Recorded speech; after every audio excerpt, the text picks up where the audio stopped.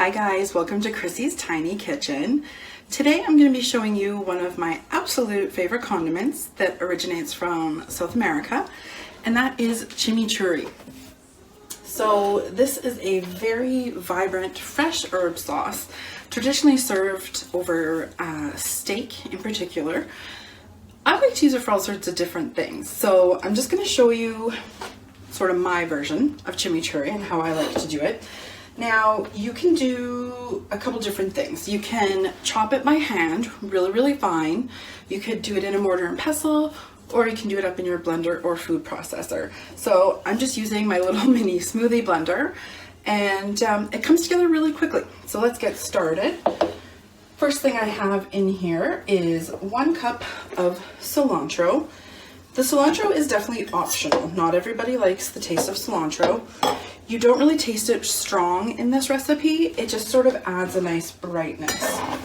So in goes a cup of fresh parsley. You do not want to use dried herbs in this recipe. I have tried it in a pinch and it's just not the same thing. So you definitely want to be using fresh herbs with this. And I'm gonna add in 1/2 cup of fresh oregano. Again, you do not want to use the dried. It just doesn't give you the same texture or the same flavor. In this little bowl here, I have 1 bunch of green onion, 2 garlic cloves, 1/4 teaspoon of red chili flakes, and the zest of a lemon. Now with the red chili flakes, you can adjust that to your tastes.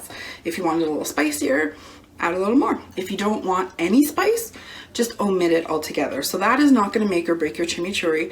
It's just going to add a little more flavor. So I'm going to dump those into there. And we are starting to get a little bit full here, but we should be good. Now, in here I have 3 tablespoons of red wine vinegar and 2 tablespoons of fresh lemon juice. So that's going to go in there. These are all elements that are just adding to the lovely brightness. Now, salt and pepper to taste. So I'm going to start with a good pinch. Again, don't be afraid to season your food. And some fresh pepper is going to go in there.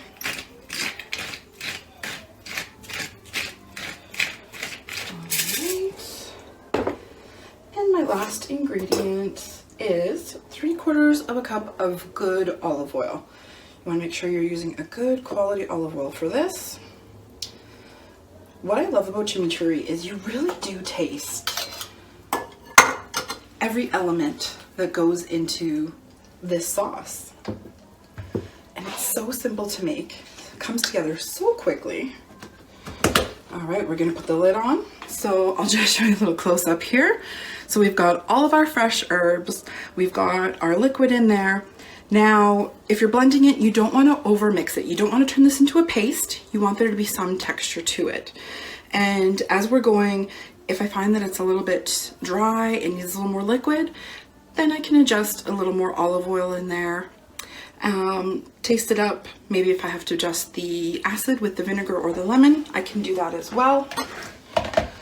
So let's just lock it in place. Okay, it's gonna get noisy for a minute.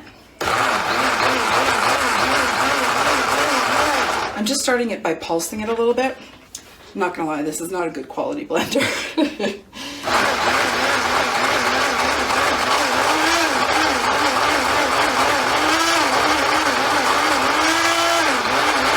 All right, I'm gonna save your ears and not make you listen to this while I blend it, but I'm just pulsing it a little bit, and you can sort of see at the bottom where it's starting to come together. So I'm probably gonna take this lid off. Again, if you have actually a good strong blender or food processor, it will make a huge difference. This is all I've got at the moment, but this is definitely reminding me that I need to go out and get myself a better blender.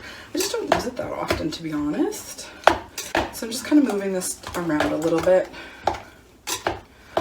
Okay. So I'm just going to keep kind of pulsing this, and we'll check back in just a moment.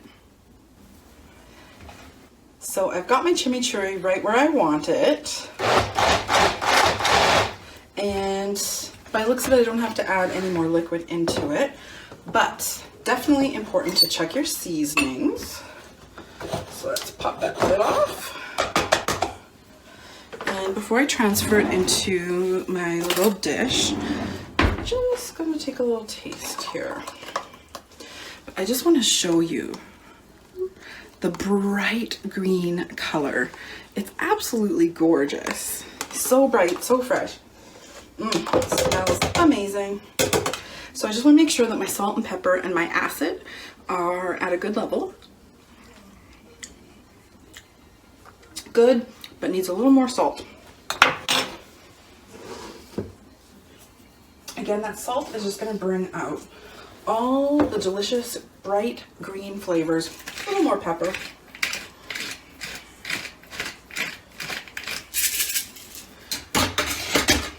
And I'm just going to give it one more quick blitz in my little baby blender here.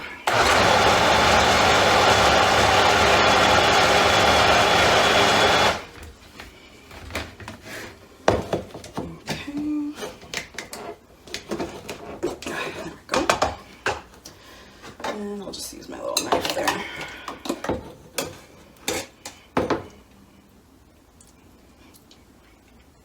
Perfect.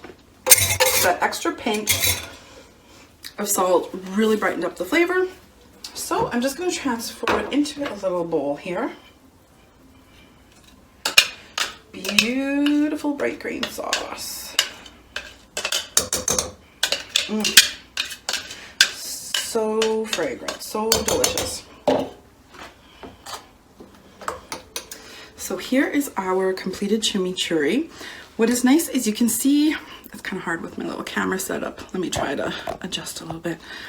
You can see there's little red pepper flecks in there. There's some lemon zest, all those herbs, but you'll see it's not just a smooth paste. There's some good texture, some good chunks in there. So chimichurri, again, number one use is to finish off a nice steak. When you're eating a red meat like that, a little heavy, a little fatty, this brightens it right up. But it is not a one-trick pony. When I've made a nice grilled steak, I love to do like a flank steak in my cast iron pan, gorgeous sear on there, nice crust, simple salt and pepper, that's it. You slice that and drizzle some chimichurri over it. So good. What I have done in the past is with the leftover steak, then I can make a gorgeous salad the next day. And steak, goat cheese, great pair. So I've done mixed greens, some roasted red peppers, do them yourself, buy them in a jar, add some goat cheese, your sliced steak, and take some of that chimichurri, add a little more olive oil and a little more either lemon juice or your red wine vinegar. Suddenly you have a chimichurri vinaigrette. Drizzle that over your salad.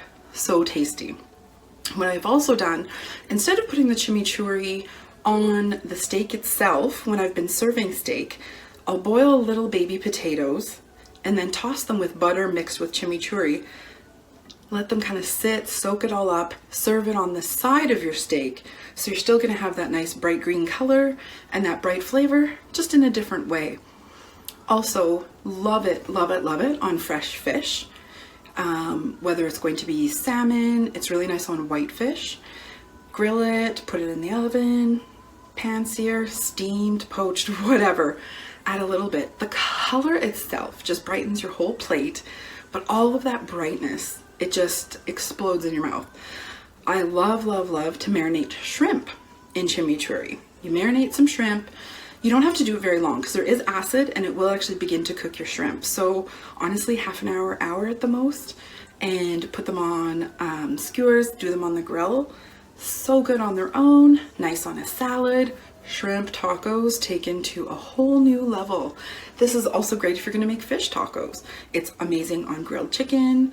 I've even coated a pork roast in it and threw that in the oven with potatoes and onions.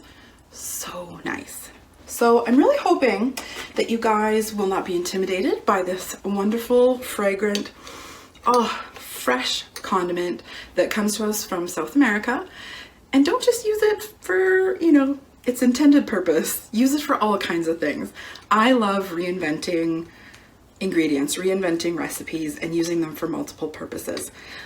Another little hint as well. Traditionally, you wouldn't necessarily put the cilantro in this.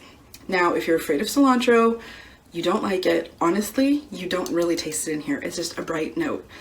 But you can leave that out and just have your fresh oregano and your fresh parsley. Say you want to pair it with some grilled lamb. Instead of the cilantro, throw some fresh mint in there. Mint and lamb, amazing combination. So this is the thing, you can kind of play with it. If you're going to do it with fresh fish, tarragon. Tarragon is lovely with fresh fish. So again, have your parsley and your fresh oregano, throw fresh tarragon in there. So you can play around with it. Use what herbs you have.